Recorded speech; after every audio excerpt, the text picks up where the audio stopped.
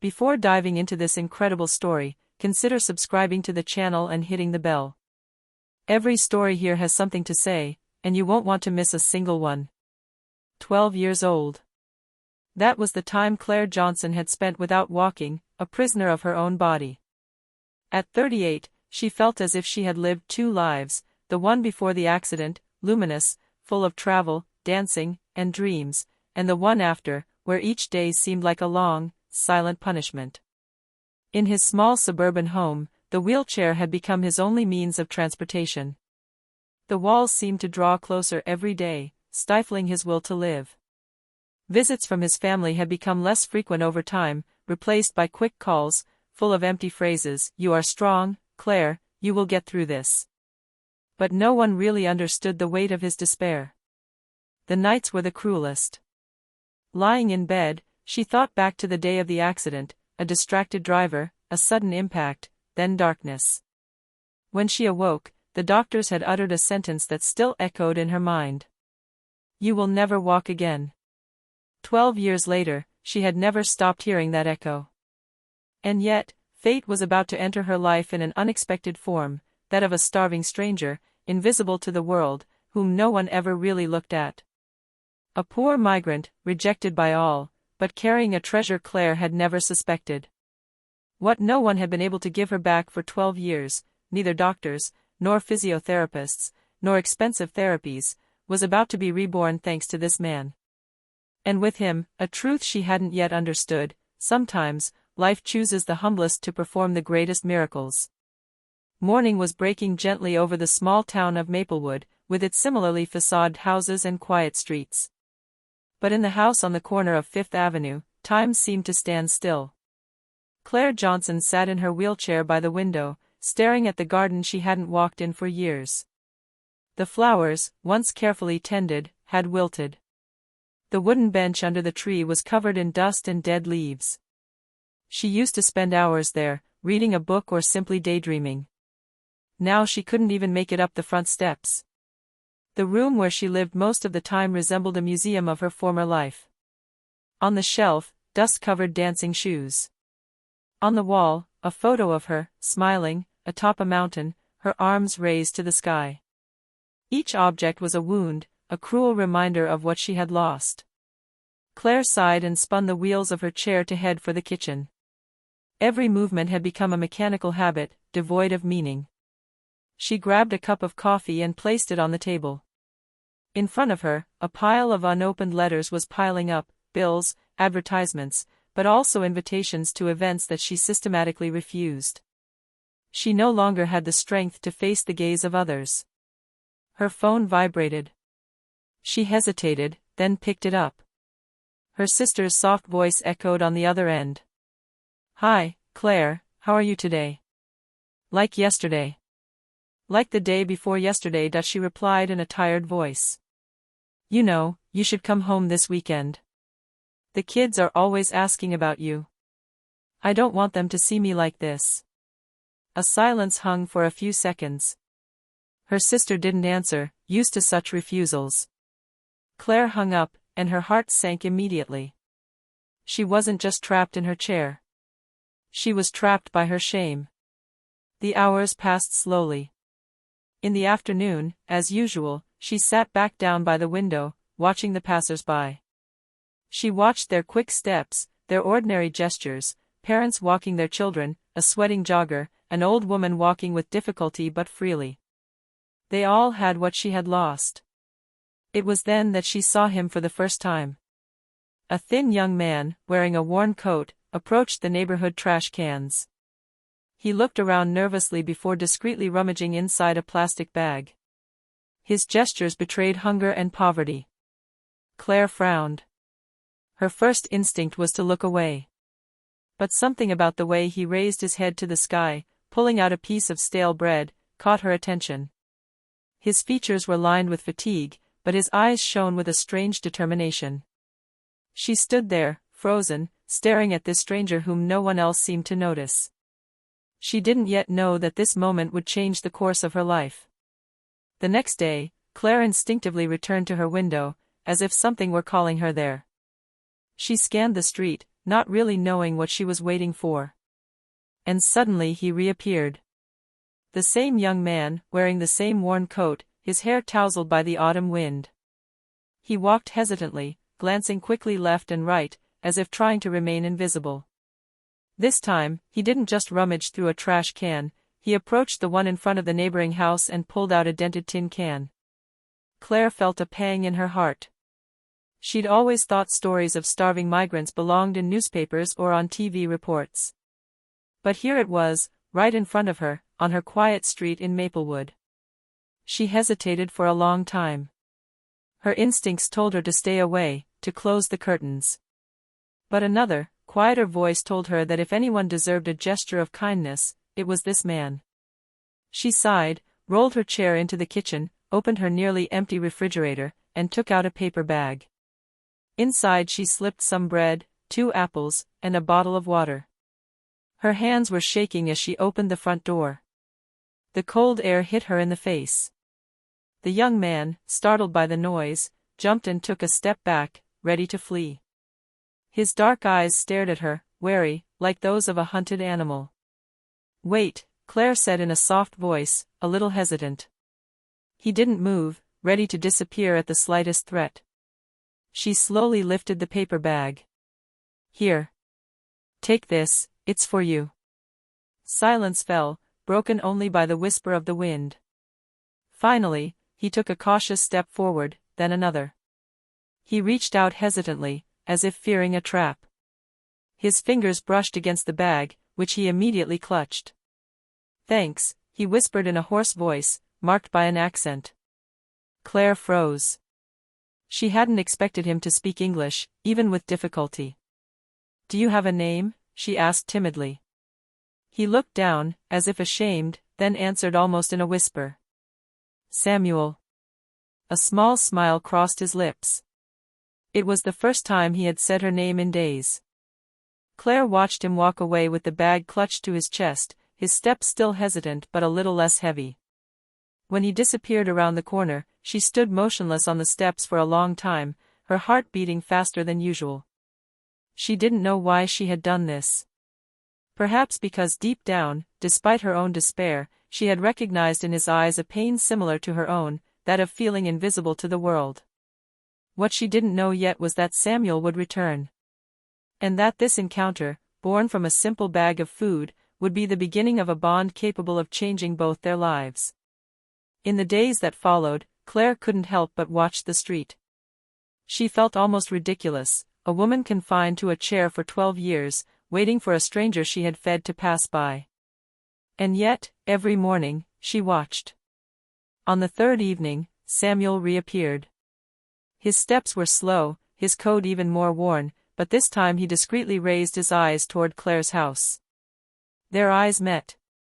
She shuddered, he was almost expecting an invitation. She opened the door before even thinking. "Good evening," she said in a hesitant voice. Samuel stopped dead, surprised, almost suspicious. She lifted another bag, this time with a little more food, a piece of cold chicken, some vegetables, and a slice of pie she hadn't had the courage to eat alone. "You can, take some if you want." He approached, slowly, like the first time. But this time, he didn't immediately take the bag. He looked at her for a long time, his dark eyes shining in the streetlight. "Why, are you helping me?" he asked, his English hesitant but understandable. Claire remained silent for a moment. "Why, indeed?" "Because, you were hungry. Because no one should have to look for food in a trash can." He blinked in surprise.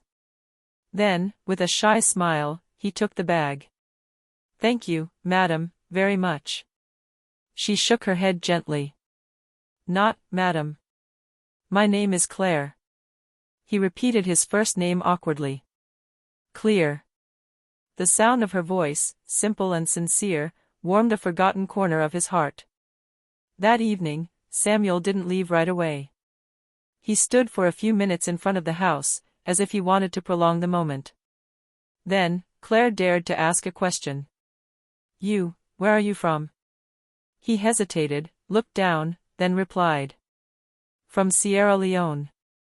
He paused, searching for words. My country, war, poverty, no future. I crossed the sea, borders, but here, it's not easy. No papers. No home. Nothing. Claire felt her throat tighten. She'd always heard these stories on the news, but never with a voice, a look, a real presence in front of her. "And your family?" A veil of sadness passed through his eyes. "Stayed there." A heavy silence fell. Claire looked down at her chair. "You know. I haven't had a real life for a long time either." Samuel looked at him with new attention, as if he understood more than words. His lips moved, and he murmured. "You, sad inside." "Me too." This simple sentence made Claire's heart beat faster than she could have imagined. It wasn't pity. It was recognition. Two solitudes that had just crossed paths.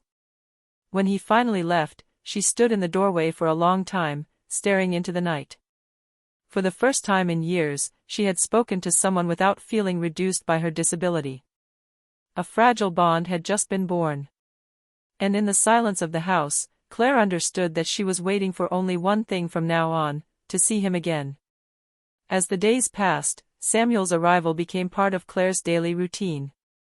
Every evening, she prepared a small bag of food, and in exchange, he kept her company for a few minutes. They spoke little, but their silences were not empty. It was a lived-in, comforting silence, like two broken souls recognizing each other. One autumn evening, as the rain fell lightly on Maplewood, Samuel entered the house for the first time. Claire had insisted. "You'll catch a cold out there. Come on, just a little." Hesitantly, he crossed the threshold. His wet shoes left small marks on the parquet floor, but Claire paid them no mind. She sat him down in the living room and served him a bowl of hot soup. Samuel, his hands trembling, drank it with respectful slowness, as if the meal were sacred. Watching him eat, Claire felt a strange warmth in her chest. She couldn't remember the last time she'd shared a real moment with someone. After the meal, Samuel looked at the wheelchair. He hesitated, then asked softly. "How long have you been?" Claire looked away. 12 years old. A car accident. The doctors said that I'd never walk again. Samuel remained silent, thoughtful. His eyes narrowed, as if searching his memory for something. Then he leaned slightly toward her. "Maybe, not true." She frowned. "How so?" He took a deep breath. "My grandfather, in Africa, was a healer. He knew things that doctors don't. Massages, plants, exercises to awaken the body." Claire stared at him, speechless. "Samuel, what you are saying, these are beliefs, not medicine." He nodded slowly. "Yes, but I saw it. People, very sick, still walking. No magic. Just patience, discipline, touch." He placed his hand on his heart, then on his forehead. "My grandfather taught me. Not everything, but a little." A heavy silence fell. Claire felt a mixture of curiosity and suspicion. It sounded too good, too improbable. For 12 years, she had heard promises of healing that had all turned out to be false. "You mean, you could help me?" she asked in a trembling voice. Samuel didn't answer right away. His eyes stared at her with disarming sincerity. "I don't promise miracles. But I can try. If you want." Claire felt her heart beat faster. For 12 years, she had never let the slightest glimmer of hope enter her. And yet, faced with this man who had nothing, who was not even recognized by society, she felt something different. She looked down at her motionless legs. Then, in a barely audible whisper, she whispered, "Let's try." The next morning, Claire woke up feeling unusually restless. All night, her thoughts had revolved around Samuel's words, "I don't promise miracles, but I can try." For 12 years she had lived without hope. And now a stranger, without money or status, had dared to offer her a spark. As evening fell, Samuel knocked discreetly on the door. He was carrying a small, threadbare canvas bag. Claire noticed his calm, measured, almost ritualistic gestures. When he entered, she sensed something was about to happen. "Are you sure, Claire?" he asked, his gaze searching for confirmation. She took a deep breath and nodded. "Yes. I've already lost everything. I have nothing to risk." Samuel knelt down in front of his chair. He took a small bottle of vegetable oil from his bag, with a warm, spicy scent. "My grandfather used to do that. No magic. Just touch, patience. The body sometimes sleeps. You have to wake it up." His hands, calloused but surprisingly precise, rested on her ankles. Claire jumped, she hadn't felt contact there in years. It was strange, almost painful, but not unbearable. "Tell me, if too bad," he breathed. He began to massage gently, with slow, almost hypnotic pressure. His fingers seemed to search for invisible paths beneath her skin, as if he were speaking to her sleeping muscles. Little by little, Claire felt a forgotten sensation, a light tingling, a diffuse warmth. His heart was pounding. I feel something," she said in a trembling voice. A small smile lit up Samuel's face. "This is a good sign." For over an hour, he worked in silence, alternating between massages, pressure, and small, forced movements. Claire felt as if her legs, heavy for so many years, were suddenly present again. She sometimes cried, between pain and hope, but Samuel didn't stop. "The body is like dry earth," he said softly, "that if we put water in every day, life returns." At the end of the session, exhausted, Claire looked up at him. "Samuel. I can't believe that I felt my legs. Even a little." He answered simply. "Small steps. Every day. Not easy. But if you have courage. I'm here." She hadn't heard such a true sentence in years. That night, in her bed, Claire placed her hand on her motionless legs. For the first time in 12 years, she saw them not just as burdens, but as something that could, perhaps, live again.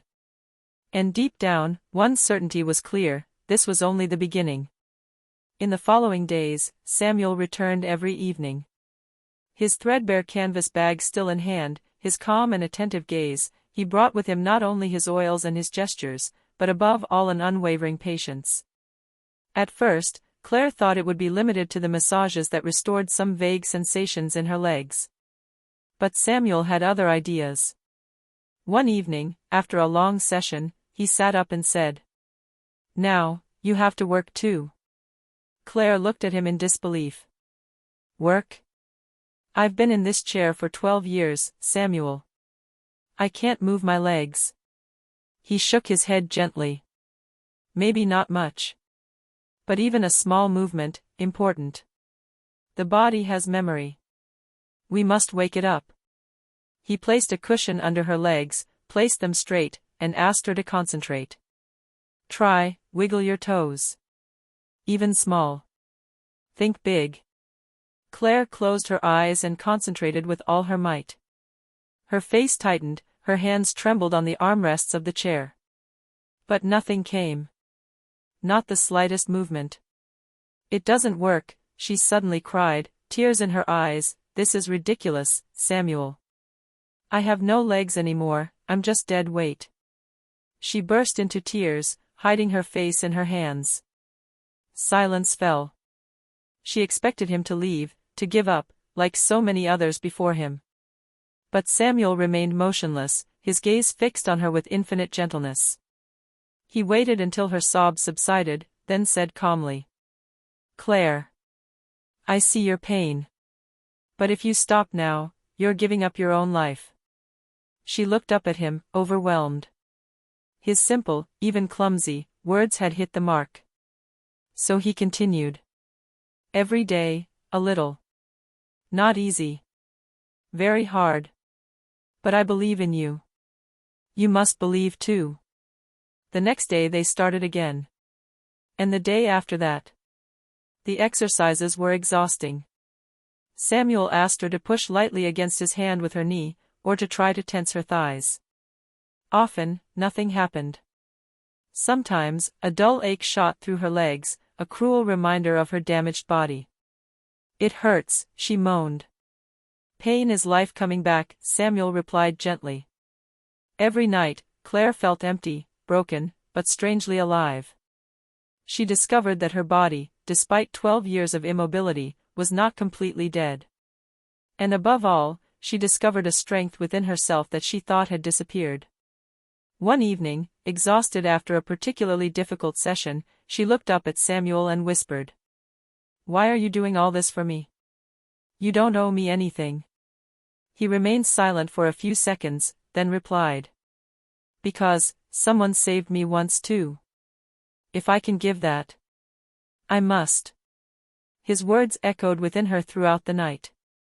For the first time since the accident, Claire felt like she was no longer alone in her fight.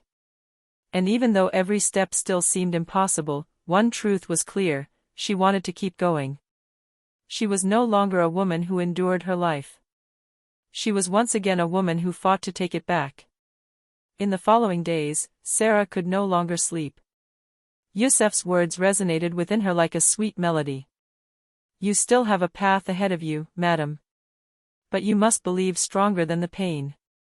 Every night, she recalled her 12 years of dependency, the compassionate looks of her loved ones, the doors that had been closed to her, the doctors who had given up hope. And now, a man, without a degree, without money, but with an unwavering will, had rekindled a spark she thought was dead. One morning, sitting in her armchair by the window, Sarah called her sister. "Anna, I have made a decision." "What decision?" asked his sister, worried. "I'm going to give this Yusef a chance. I want to believe he came into my life for a reason." Anna, skeptical but moved, agreed. After all, she could already see the subtle change in Sarah. Her eyes shone with a new energy. That same evening, Sarah invited Yusef to stay longer. She questioned him about his techniques, his beliefs, his history. The more he spoke, the more she sensed in him a rare sincerity, a depth born of exile and pain. "You've made me want to try again," she admitted, lowering her voice. Yusef looked at her with that mixture of humility and strength that characterized him. "So, you've already taken the first step, madam. The most important one." It was that evening that Sarah understood: she hadn't just met a migrant, she'd met a guide. And this choice to open her heart to him would transform much more than her walk, it would transform her entire life. It had been a restless night for everyone. No one in the Whittaker household had truly slept. Margaret relived every moment of her encounter with Yusef, recalling the quiet strength of his words and the faith he seemed to carry in his hands. Her husband, David, vacillated between skepticism and hope, wondering if, after so many years of medical disappointments, he wasn't crazy to still hope. Early in the morning, Margaret asked for help down to the garden. It was a place she hadn't visited for years except through the window. Yusef was already waiting for her, sitting on an old wooden bench, his eyes fixed on the rising sun. When he saw her, he stood and bowed slightly, a humble, almost respectful gesture. "Miss Margaret," he said softly, "today we will try together. No miracles, only a step, perhaps." Margaret felt her heart pound. She was placed in her chair, and then Yusef knelt before her. He took her hands, closed his eyes, and began to murmur prayers in his native language, words she didn't understand but whose warmth seemed to envelop her entire being. The silence was complete around them, broken only by the chirping of birds. Even David, usually so rational, found himself holding his breath. Yusef stared straight into her eyes. "Would you like to try?" "I'll be there." Margaret nodded. Her legs were shaking before they even touched the ground. She took a deep breath and, with Yusef's help, placed her feet on the ground. A searing pain shot through her body, but she refused to give up. Again, she murmured. Yusef supported her by the arms, but it was Margaret who made the effort, who pushed her bruised body to stand. Slowly, unsteadily, she straightened. A muffled cry escaped David's mouth. Then, with an almost unreal breath, Margaret took a step. Just one. But a step that was worth more than all the years in a wheelchair. She then collapsed in Yusef's arms, in tears, unable to believe what had just happened. David, distraught, fell to his knees beside them. My God! Margaret, you walked. Margaret was crying, Yusef was still praying, and the sun was rising higher in the sky, as if to bless this scene. That morning, a woman who hadn't walked for 12 years had done the impossible, thanks to the faith of a forgotten migrant. Margaret's step hadn't remained a secret for long. In the small town of Maplewood, news traveled fast, especially when it defied the possible. The first to announce it was David, unable to contain his pride and emotion. He told his colleagues that morning at the office. You'll never believe. Margaret walked. She walked after 12 years. And it wasn't a medical miracle, but thanks to this young man, a migrant. The news spread like wildfire through the town. Neighbors came at first out of curiosity, some skeptical, others incredulous. But when they saw Margaret slowly but surely walking into her garden, accompanied by Yusef, a respectful silence fell. It's incredible, one of them murmured. But, he's just an immigrant, replied another, visibly doubtful. The reaction was mixed. Many remained admiring and touched by Margaret's courage and Yusef's patience. But some, jealous or simply closed-minded, criticized the situation. How could a migrant treat a woman who had been declared immobile by doctors for 12 years? Despite everything, Margaret was undaunted. Every morning, she trained with Yusef, taking a few more steps, rediscovering her strength and freedom. Her body, once a prison, was reacquainting itself with life. The local media finally picked up the story. Journalists arrived, cameras were set up, and reports were broadcast on regional television. The entire town seemed fascinated by this unlikely relationship, a woman who had been confined for 12 years and a poor migrant, almost invisible to the outside world, capable of reviving a life. For Margaret, it was a strange time. She was both proud and intimidated. She had never sought fame, only the walk. But now, every look, every word spoken about her reminded her that her story had touched more hearts than she could have imagined. And in the shadow of this admiration, tension began to appear. Some could not accept that Margaret's life had been transformed by a stranger. Fear, envy, and doubt mingled with smiles and applause. Margaret, however, kept walking. Not for others, not for the city, but for herself. And Yusef was always at her side, faithful and patient, like an invisible guide who showed her every day the power of hope and perseverance. As the months passed, each day saw Margaret walk a little further, moving away from her armchair and gradually regaining her lost freedom. Her house, once silent and cold, now echoed with laughter, conversation, and sure footsteps. She was rediscovering life in its simplest and most precious form. The town of Maplewood had come to know Samuel. This young, humble, and unassuming immigrant had become a respected figure, not for his wealth or status, but for the strength of his heart and the patience of his hands. Criticism had given way to admiration and respect. Even skeptics couldn't deny the obvious. Margaret walked, and no one could erase that fact. One morning, Margaret and Samuel stood in the garden, the rising sun shining on their faces. She took a deep breath, feeling the wind on her legs, on her feet that had come alive again.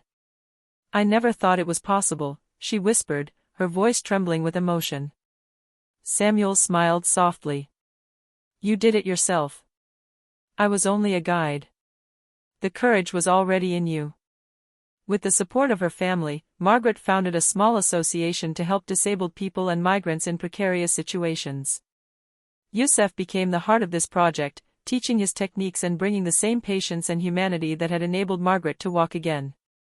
The media continued to tell their story, but Margaret no longer saw personal glory in it. What mattered was what this unlikely encounter had changed in her, the ability to believe again, to reach out, and never give up, no matter the adversity. On the last evening of her armchair-bound chapter of life, Margaret stood outside her house, gazing up at the starry sky. Her hands rested on her legs, which were now moving confidently. She whispered quietly. Thank you, for everything. Samuel, standing beside him, simply replied. Thank you, for believing. And in that silence filled with gratitude, one truth became clear: sometimes miracles come from the humblest hands, from those society ignores.